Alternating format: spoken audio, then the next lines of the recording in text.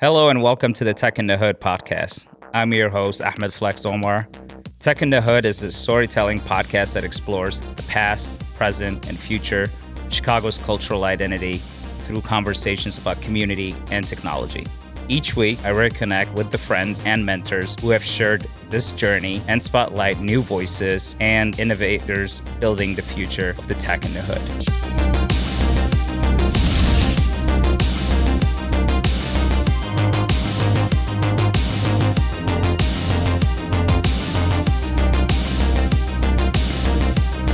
Hey guys, welcome back to the show. Today I have a very special guest with me, my dear friend Martina Matthews. She's a veteran of Silicon Valley and the startup queen of Chicago. How about that for an introduction? Thanks, Flex. You're too sweet. Well, first question, how did we meet? You know, I was just thinking about this earlier this morning, and I can't believe we are going back to 2005. Wow. So it's been a minute. So we do the math, that's almost 2 decades. Mm-hmm. So we've incredible. almost grown up together.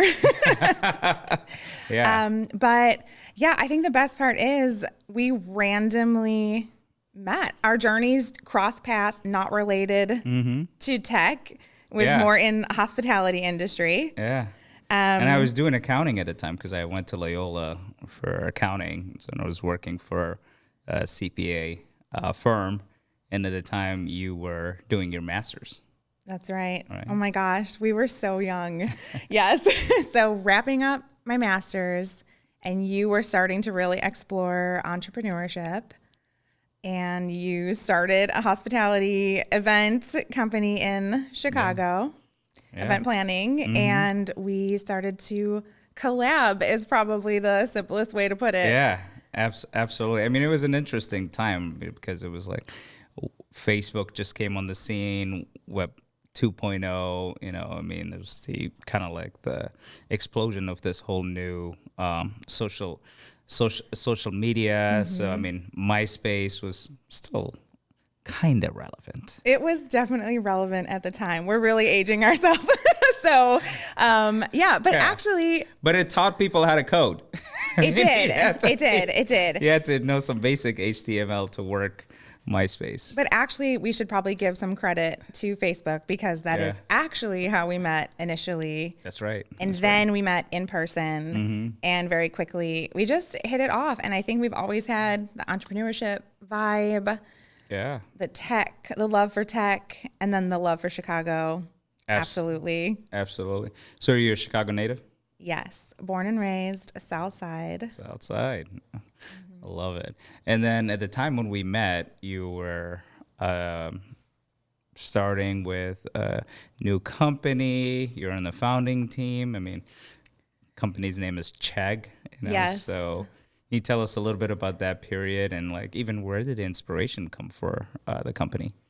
Yeah, so I actually met a team of people that were already working on, we'll call it Chegg 1.0. Yeah. And I was definitely hustling at the time to pay off some credit card debt from college and started out with data entry with this team of people. And in getting to know them a bit more, they were building out Chegg 1.0, and I became more and more involved with their marketing, their promotions, and eventually their business ops, and just fell right into the startup scene. Just jumped with 2 feet heads first, everything, moved out to the Bay Area. I mean, I was just all in. Chegg 1.0 was not the biggest hit. It wasn't the win. So at the time there was a team. What was the MVP? I mean, was it like a website where people just ordered books? I mean, this was before you even integrated, social media into a website, right? Yes. So the Ultra MVP was actually a closed network student classifieds. So it was only for college students. You had to register with your student email address, and then you had access to see classifieds from other students. So we were hoping that we would see a lot of traffic and we could get going with ads and it would all take off. And it just wasn't taking off like we thought it would. So we were running out of money, as you will hear with many startups. And it was just about putting our heads together and figuring out, okay, what's next? What do? We have to pivot. And we took a close look at what was going on with Chegg 1.0, and we're like, okay, where is the traffic? What's happening? Where are people engaging? And it was all around finding textbooks for a cheaper price than the bookstore. So we just doubled down, made an MVP website to offer textbook rentals, and we offered every possible textbook out there. We didn't own one textbook, and we also had no idea where we would get it if this took off. We just went with it. We just went with the flow. But the demand was there, right? The demand was there. Yeah. We threw up the website, lightning speed. And I remember when we had our first order come in, like all 10 of us, we're jumping up and down in the office like, oh my gosh, they believe in us. They put their credit card number in. Like, that's the ultimate proof for e-commerce. Like, wow, somebody actually placed an order. Sure. So the first couple days, weeks, we had maybe 5 or 6 orders a day. And we thought, like, wow, we're doing it. And then honestly, it just spread like wildfire. Like, students were telling other students and just their classes, like, classic marketing, word of mouth, huh? Oh, yeah. And, you know, it's like you can get this $150 book for $20 off this website. And it was just all of a sudden orders were coming in left and right. And we really had to brace ourselves for that first season and just deliver. So when Facebook was starting, they limited kind of like who can use it, right? So they started with, for example, Harvard and then Ivy League, schools, and then grew from there. Did you guys have a similar strategy, or it was? No, we just threw it out there. So you're getting orders from everywhere. From everywhere, and we had no processes in place. Again, no books, no warehouse, none of that existed. The way that we executed was we pulled out our personal credit cards, and we went to various websites. Yep, ordered the textbooks, maxed out our credit cards, and sent people books. All of our credit cards not only were maxed out, we were constantly shut down for fraud because we're sending books everywhere, but none of them were our actual billing address. So it just didn't make sense, right? Yeah. But we got the books to students. They were super happy. We were like, this is great. We did it. We survived MVP like that first semester and had a ton of learnings to then bring and you were all in Chicago at the time, right? Initially, yeah. So the team was actually split between Bay Area, Chicago, and New York. Got it. When we started having traction, the plan was let's all get to the Bay Area. Sure. So. And what year was that? Gosh, 2007, 2008. Yeah. And so now you are away from home. You're in Palo Alto, like San Jose? Yes, near San Jose. So I was in Santa Clara. Yes. So I had just gotten engaged in Chicago. And within that same month, I was asked to move to California. So I had 2 yeses in 1 month. Though I did learn that something like moving across the country is something you should speak to your fiance about before you say yes. But I went, he stayed here. So it ended up being a 5-year journey in the Bay Area where Chegg was my life.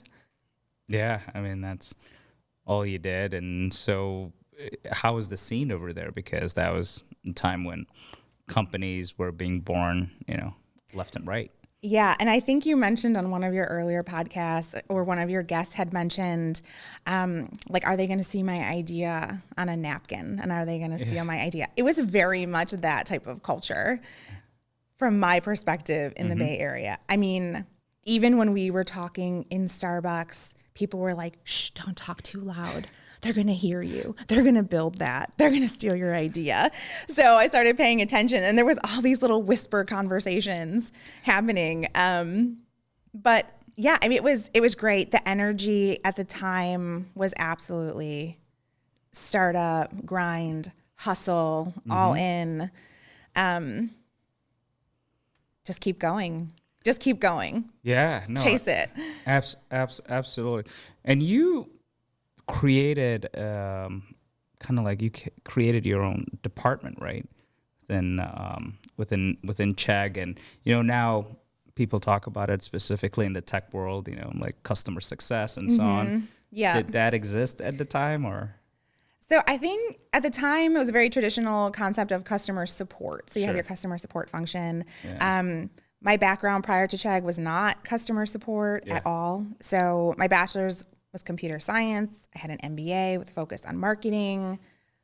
I had no idea I would end up anything to do with working directly with the customers at the time. And I love every single founding team member of Chegg. I think it was necessary to just take the customers myself. And I think that they were also very grateful that I was happy to take the customers on because you had to listen to each and every customer at that time. You had to give them the ultimate white glove service. So you kept them and you could learn what worked in their experience, what didn't work, and then take it back to engineering and product and say, how do we actually work this into the experience? Like, how do we set this up so we can repeat this same experience and scale successfully? So it all ended up, my educational background plus being able to work with the customers, it all came together and is what now is known more commonly as customer success or voice of the customer, bringing it back into the business, advocating for the customer, being their champion within the business. Yeah, absolutely. Because we're, again, doing this whole shift because of Web 2.0, right? And Amazon championed this where the customer was getting more and more power. So those reviews, matters. The feedback, matters. So that it's a really important role. I mean, even moving forward. And we'll get to kind of like AI and chatbots and all that a little bit later. But I want to focus more on your journey right now. So did computer science for your bachelor's. Did you always want to go into tech, computer science? Like, how did that happen? It's such a basic answer, but it is what it is. I really didn't know what I wanted my major to be in college. I ended up getting an engineering scholarship. So in speaking with my dad, it was as simple as, okay, you're going to major in computer science. Okay, sounds good. And I just went with it. About a year in, I was like, Dad, I don't love this. I don't think it's a perfect fit for my personality. Yeah. And his response was, okay, well, you're locked in. Okay. Wrap it up for your bachelor's. And then if you're going to pivot for your master's. So I am glad that I stuck with it. I think there was a ton. I was just taught on analytical thinking and problem solving. Yeah. So I definitely love that component of it, but I don't think that would have been the perfect fit for me. It's interesting. Career. I was a computer science major too. See, this is why we're so fam bam. in the beginning, but then while I was working on the West Side with NTG, Bashir Muhammad, West Side Health Authority, all that, I learned a lot on the field that I realized that I can't get that experience in school. So school's expensive to begin with. And I was transferring to Loyola. I was like, I want to go to business school because I was, at the time what they call them, fresh off the boat. I don't know what all this capitalism stuff is and, just to kind of learn, the business world.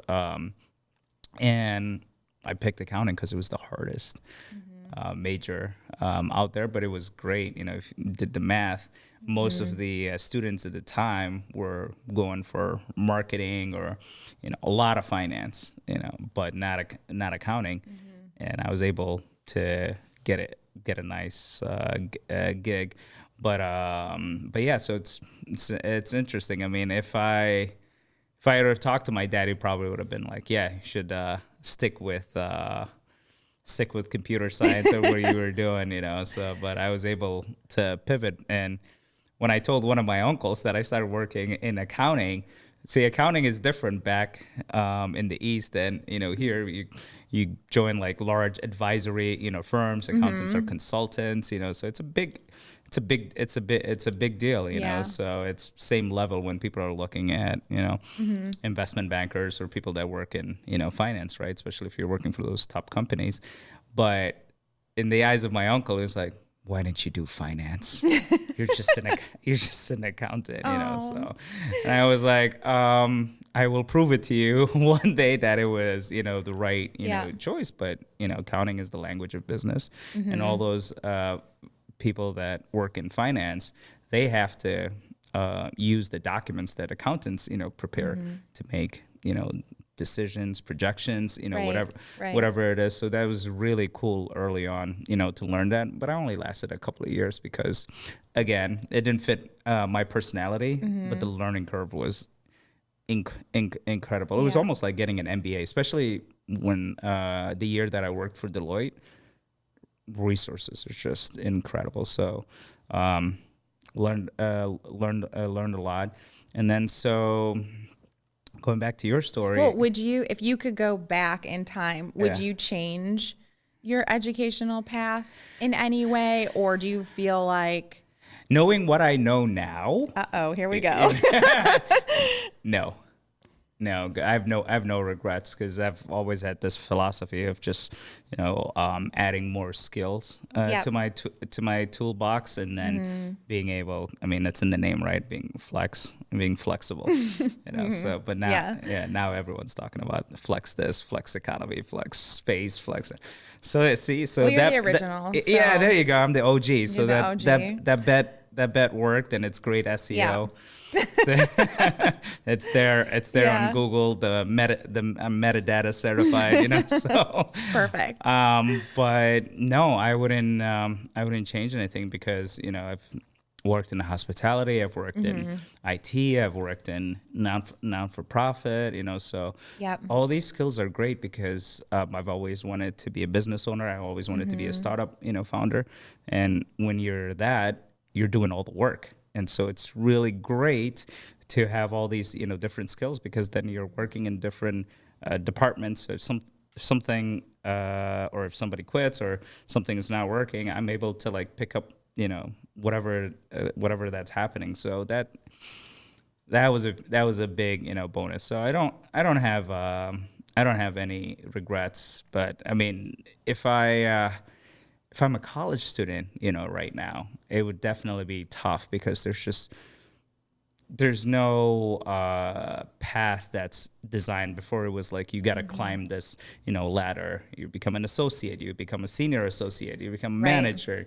Right. Now everything is like gig economy. This right. It's so fast. It's changing so fast. It's changing so fast, and I feel like after the pandemic, everything is on, steroids. People are like, what's next? And ChatGPT is now in the conversation, and all I see on LinkedIn is like, well, are these tools going to replace, jobs and so on? So we're transitioning again to a new internet, which for me, it's fascinating. And I think there's going to be a lot of new jobs that are going to be created by that.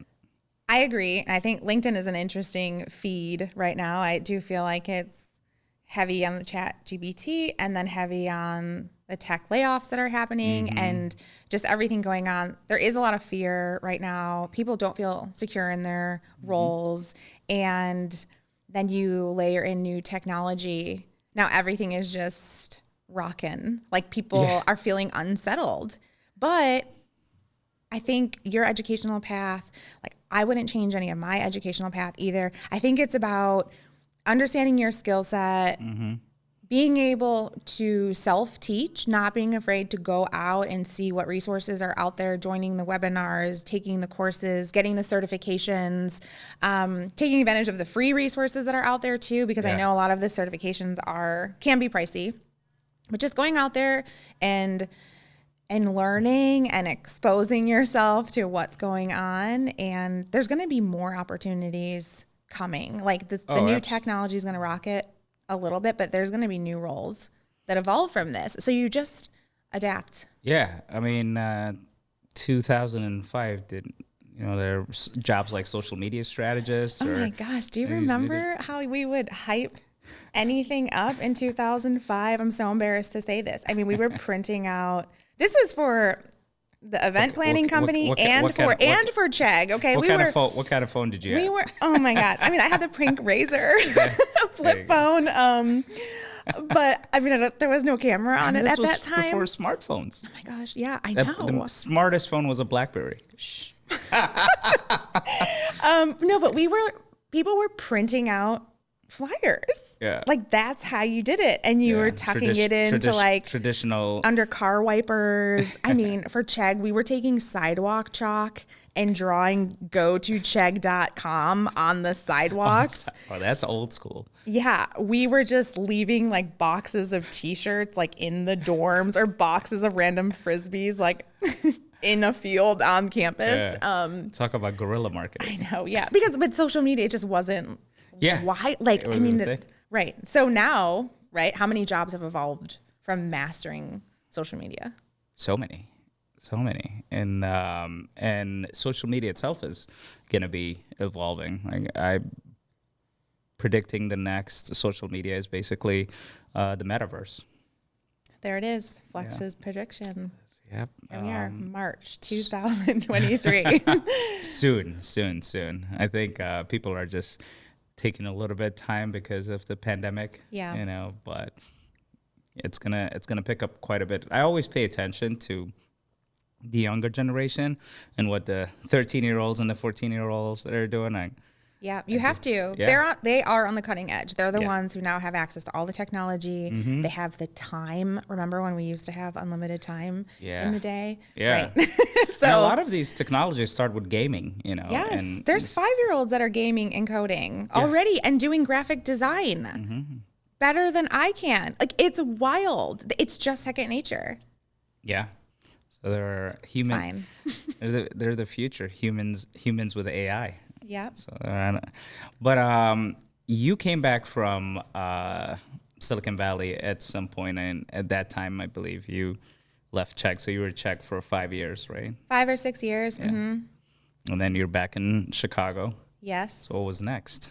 I took some time off. So I do take time off in between every role I've ever stepped into, and I think that's important to talk about because sometimes people are nervous to take time for self-care and mental wellness and just taking time to reset. Mm-hmm. I love what I do for work, but sometimes that leads it to be probably more consuming than it should be. Yeah. So took some time off, a few months, traveled and just hung out with family and friends. Mm-hmm. And then I joined, I was looking specifically for what startups were around in Chicago. So I was on the hunt for another startup. I ended up joining a late stage startup, sittercity.com. Yeah. And kind of kicked off my Chicago journey at that point, professional journey. Tell us about Sitter City. What would you like to know? Well, first of all, it is a unique platform in itself, right? And then you joined as VP of customer.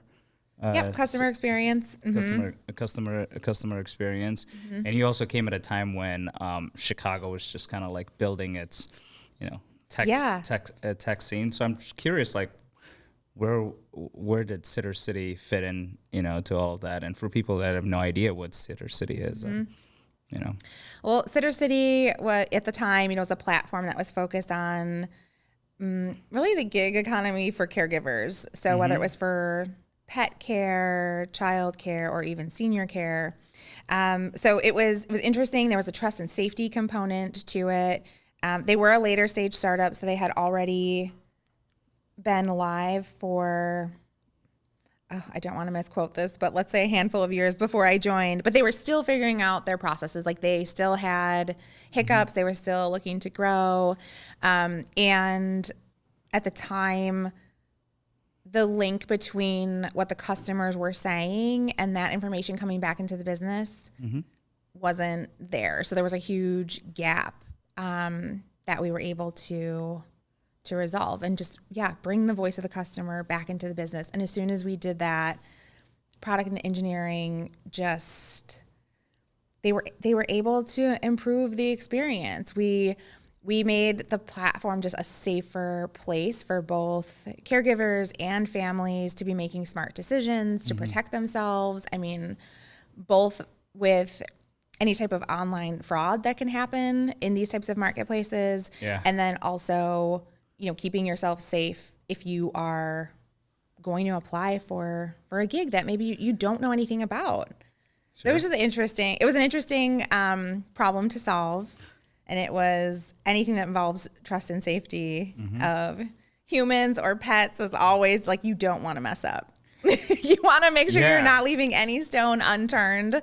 So it was a little bit, the customer contacts were a little bit different than, where's my textbook?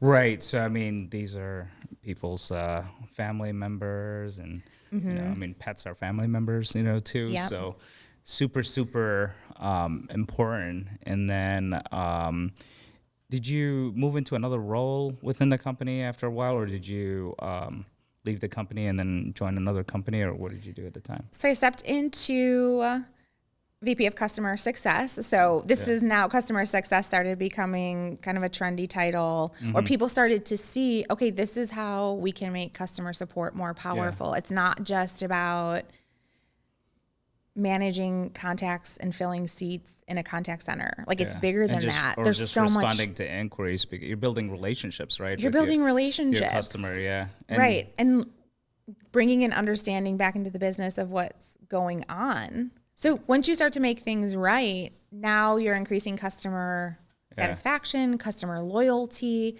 Social media, right, is continuing to pick up now. So now people are talking about people this are holding you on Facebook accountable on Facebook. Yep. And Twitter and all that. I think it was Jeff Bezos that coined the term customer centricity. Yep. Anyways. You need it. You absolutely need it. Especially, I mean, for all companies, yes, but especially for a subscription service. Yeah. You need to stay in touch with your customers. You have to know how they're feeling about the relationship. You have to understand the journey. How long, are you going to have them for? And what do they need to have a great experience? And is there an opportunity to extend the journey? Yeah. You have to stay in touch with customers. I don't think at that time you had Salesforce, right? Or do you guys use Salesforce? We weren't using it, at that time. But we were doing focus groups and user interviews just in addition to handling contacts. So we were learning quite a bit from there. Yeah. We were focusing on trust and marketplace with a few other trust and safety with a few other similar companies. So we were really trying to come together just to focus on how do we improve this? How do we get people to feel safe? How do we help them have a safer experience? Absolutely. And then earlier when we were talking off camera, talked about, being a mentor and coaching folks, right? Yeah. That are maybe getting into the startup world for the first time, getting into tackling. So what are you seeing? Like what insights can you share?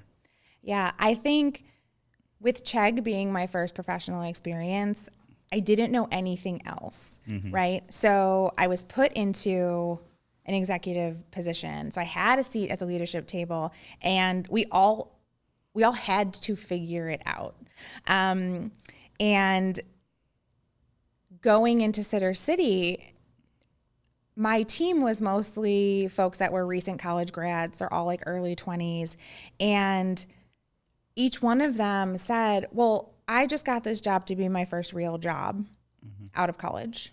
Like, I just need a real company on my resume to get started, but I have no interest in staying in customer support. And it was interesting because, okay, well, what do you want to do? And they're like, well, I don't know. I have a degree in marketing. I'm like, okay, great. Well, what do you want to do in marketing? I don't know. Okay, well, what do you know about marketing roles? I'm not sure. So it's like, okay, well, here's the thing. You can use this opportunity to really see what's going on around you in the office. There's so many roles just in the office that talk to people, understand what their day-to-day is like, see what your interests are, do any of them line up, and then you can have the opportunity to research those jobs more specifically. Or if those folks that you're kind of inspired by within the company have additional certifications or they are joining webinars, do that, go for that and keep going. What I really love to see is internal mobility. So once you start having folks coming out of the customer support department, moving into marketing, product, engineering, they're all success stories from within. So now people are like beating down the door to join your customer support team. And now they're joining because the company now has, again, reputation.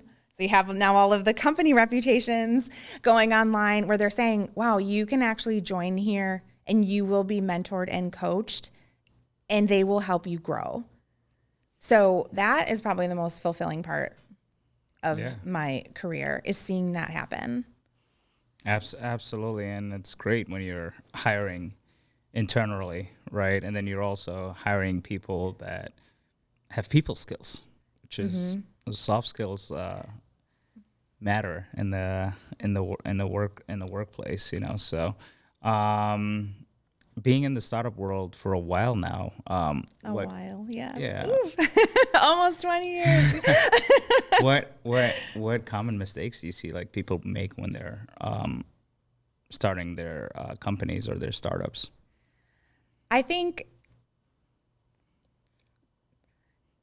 it's just important for people to look at the data and not fight it. So especially if you're building the product or you're building out a new feature, test it out as best as you can. Like, don't go all in, get an MVP going, and then get the feedback from the customers, either actual customers or get user interviews going, see what's going on, get feedback from within the company outside of the normal group. Like, talk to customer support reps, talk to the marketing team, like get all of the perspectives so you can build something with the best, most comprehensive thought process you can.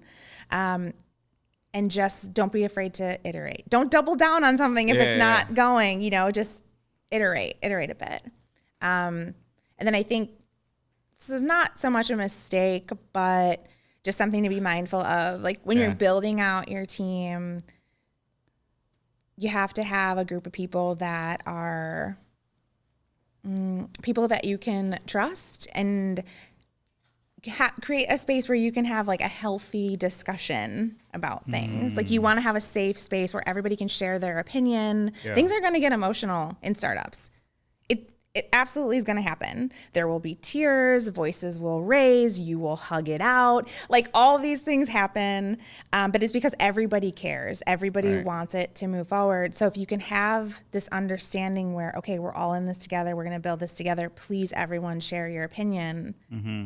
Because if we come up with... Storytelling is important, right? If you know people's past experiences, you know, with them, you get to know them, you know, on a different level. And I think that's important because when you start a company, there's not too many roles such as human resources. And no, we did not have human resources at all. So you just have to trust, like no one's out to get you. You're all trying to do this together. Yeah, because you're on this, you know, boat together, and everybody's rowing, and everybody's got to trust each other, right? Yeah. So I mean, if it's early stage startup, and I mean, we can stick with Chegg. I mean, there were days. I mean, if we were in the office after 7 a.m., we were late. If we left the office before midnight, we were leaving early. So that's how much time we were spending together. I also moved to the Bay Area and immediately moved in with 3 engineers that I never met. It's fine. So I go home and now I'm still talking about work. Yeah. So it was my entire world. So, I mean, it's like siblings. Mm-hmm. Sometimes you don't get along, but at the end of the day, Yeah. you love them and you know that they're going to be there for you if something. So you guys are wasn't growing going right. together as the company is it's growing, you know. So Yes. yeah, it's kind of cool. I mean, something that you mentioned is getting the feedback right. So Mm-hmm. as an entrepreneur, when you start a business, I think it was for me, it was around 2008, maybe closer to 2010, that I discovered the lean startup methodology, and I got certified in that. And the first thing in class was like, forget business school. Forget. I'm like, wait, what? Yeah. Forget business plans. No. And the first thing is like, you have a hypothesis. Go Yep. test it, validate it. You know, Yeah. what's the problem? What's the solution? You don't have a business if you don't have a customer. You know, and MVP. A lot of these terminologies were new to me. And you know, Right. I worked at Deloitte. I worked at all these companies, but all of a sudden, I'm just consuming just new information. But in the Bay Area, this was normal. Normal. Yeah, and so that really changed the way I approached building, you know, businesses. And Yeah. I got it right with Mala when I started my not-for-profit NGO, the Muslim American Leadership Alliance. I focused on the community and I focused on individual stories, and then it just took a life of its own. You know, people just giving me feedback, and I was Right. pleasantly surprised. But it was so simple. Right. And I think, so you have your hypothesis, you start going out with the MVP. I think the other important piece too is making sure whoever's involved, if it's more than one person, making sure everyone's on the same page with how are we going to measure success? Yeah, metrics. Because if you don't, that is probably the one mistake I should have probably said. When you're not aligned. Now KPIs are Remix. No, when you are not key all on the performance same indicators, page. just for people that don't know what a Yes. KPI is, you know. Right. I mean, if you're not on the same page for what you're trying to do, then it will lead to problems. For sure. And a measurement of success could be, we're hoping that we send 100 emails, we're hoping 50 of them open it. We're going to have an event and we're going to send out 1,000 invites, and we hope 10 people sign up. I mean, actually, when it's startups, those are the numbers you're talking about. Right. I hope one person dials in. I hope one person like a lot shows of these up. were new terminologies were new to me. I didn't learn them in business school, like churn rate and you know, funnel and right. You know, Right. I didn't learn that either. So hopefully the curriculum has progressed. I'll drop some links in the description for books, and I'll put it on the website too for people that are interested in learning about all these terminologies, you know, in the startup world. But it was really interesting. It's like almost learning a new language. I agree. Yeah. So that being said, startup world is notorious for hustle culture. And, you know, you were talking about earlier about wellness and well-being. How do you balance that when you're in the startup world? I think balance is a special word. I think it's each person, what the right amount of time to dedicate to work is going to be different for every person depending on what stage of life that they're in.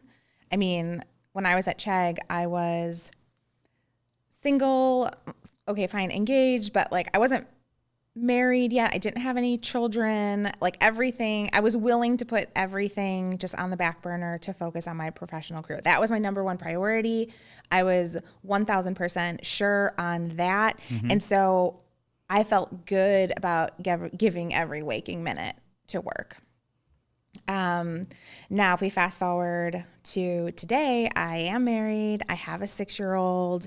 So there are other responsibilities that, okay, that's the priority. I have to get my daughter ready for school. I have to pick her up from school. We have to have dinner and bath time together. Like those are my number ones. Like that has to happen. But at the same time, now when I'm working, okay, I still want to give every waking minute. So maybe I'm signing on in the evening hours, but because I want to. So my daughter goes to bed at 8:00. Maybe I'm now signing back on at 8:30, and maybe I stay up until 10 or 11 or midnight because that works for me. Yeah. And Do again, you think the pandemic helped with giving people more flexibility because we're all working remotely? I mean, the ones that could. I Right? do. Yeah. I do. I was lucky enough that I had already started working fully remote for about 2 years before the pandemic. Yeah. So that was how I personally felt like I could go back into the workforce after having my daughter because I wanted to balance it all. Yeah. And so being able to take a 15-minute walk away from my screen to go see my 1-year-old was what I needed, like to feel completely fulfilled and say, okay, now I'm going to go back and tackle whatever it is in the workday. So that my balance ebbs and flows, my schedule ebbs and flows, but it has to come down to the individual. I mean, you are also a super hustler as well. So, I mean, what does your day look like? How do you hustle and balance it all? I mean, besides not sleeping. I try to get, the 8 hours, but it doesn't work out all the time. But I found, ways to balance it. It takes time because that's not really talked about in the business world and specifically the startup world. Most founders, when you hear about their story on TechCrunch, they're giving you the PR polished version. You're not hearing about their breakdowns at home. Their spouse is yelling at them.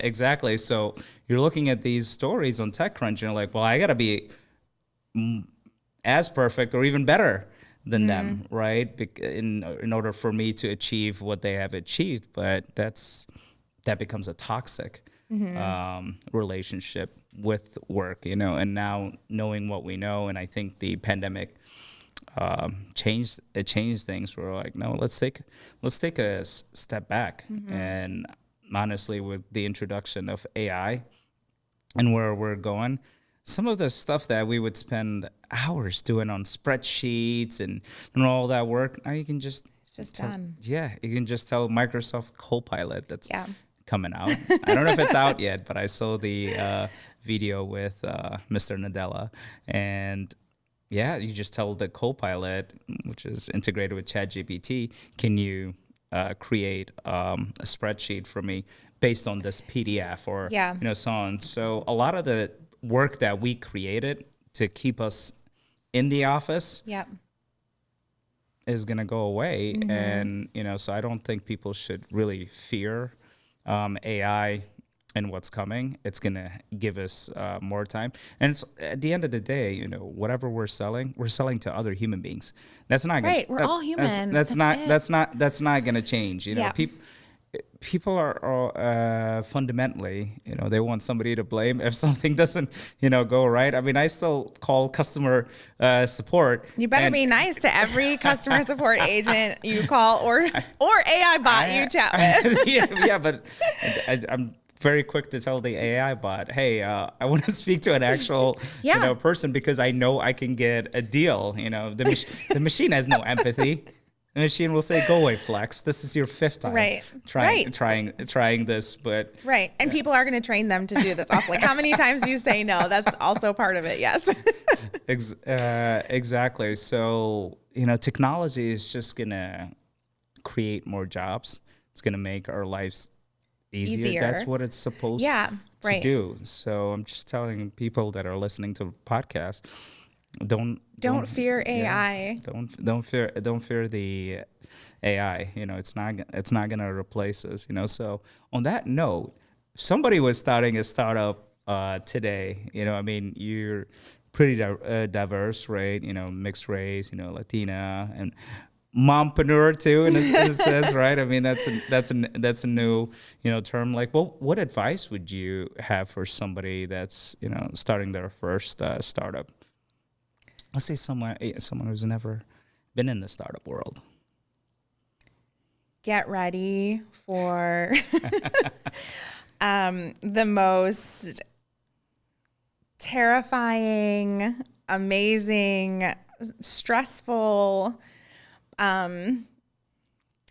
beautifully chaotic, fulfilling journey. One of the journeys in your professional career. Sure. I mean, you have to really be able to just grab the bull by the horns and like have your vision and just lock in on it. Like, you can do it. Like, there's going to be hiccups. It's okay. Get your hype squad identified and on standby.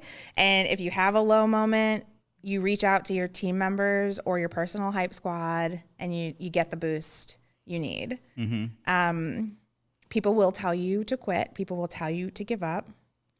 My dad, who obviously has the best intentions for me, told me to quit Chegg more than once. And those were probably the only times I ever told him no. But it was, I had to face that, right? I had to sit down and actually think like, do I go after this? Like, I now have doubt. Can I do this? Is this a dumb idea? No, do it. If you believe in it, do it. And if this one doesn't work out, it's okay. Take those learnings and then move on to the next one. Like, how many companies and projects have you started? Yeah, I lost count. You keep going, but that's how I approach them. Us. I approach them as a project. I don't get, emotionally attached for most. You definitely do. Stop it. A little bit, a little bit. But I don't go around saying it's my baby, it's my this. I'm like, yeah, it's my company, it's my business, it's a project. But that came about after I started Mala, because my whole philosophy changed, and because of all the new things that I learned with the lean startup. It's not about me; it's about the customer. Yes. So if I'm not, satisfying the needs of the customer, there is no business. So whatever I feel, really doesn't matter as much as, what, how the customer perceives the brand. And then, I moved into a role after working in my non-for-profit for a while, being a chief experience officer.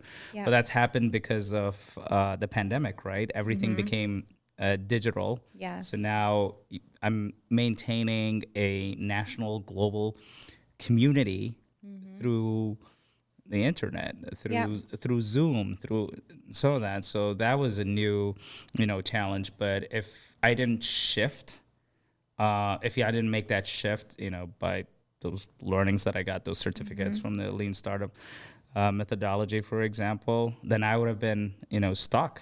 Yeah, but everything you've done leads you to here, and now you're doing this, plus your other projects you have going, and everything is leveling up. Yeah. And for as long as I've known you, you have always been about empowering others, helping others rise, and that has been true in every single project that you have been part of. So imagine what's to come from you. I mean, it's just going to be everyone in your network, everyone that you've been exposed to, everyone that you know how to reach, they're going to get that. They're so lucky. Flex is awesome, guys. Well, I appreciate you. I should just have you on stage with me every time I travel, so you can just hype up the crowd. Perfect. I'll tell my husband I need a new pair of shoes for every show, so this works. We'll put that in the budget, and the sponsors that are. I really like where listening. I like where this conversation is going. Perfect. So I'm really big on manifesting things. So yes. Yeah. So stay tuned for season 2 when we're on tour. Yes. But Martina, thank you so much for coming on the show today. This was great, and you've obviously known me for a long time, so it's awesome to hear from you, but also for our audience, learn from you. And where would people find you if they're looking for you? Somebody that wants to be mentored by the startup queen of Chicago? You can definitely reach out to me on LinkedIn. That's going to be the best space where I'm connecting with folks. Martina Matthews. Yes. All right. Awesome. Well, thank you for coming in today, and I hope to have you again. But looks like we're going to be going on tour, so looks like it. Have to call Andrew and the team and tell them to get things in motion. Perfect. Well, thanks for having me, Flex. Always a pleasure.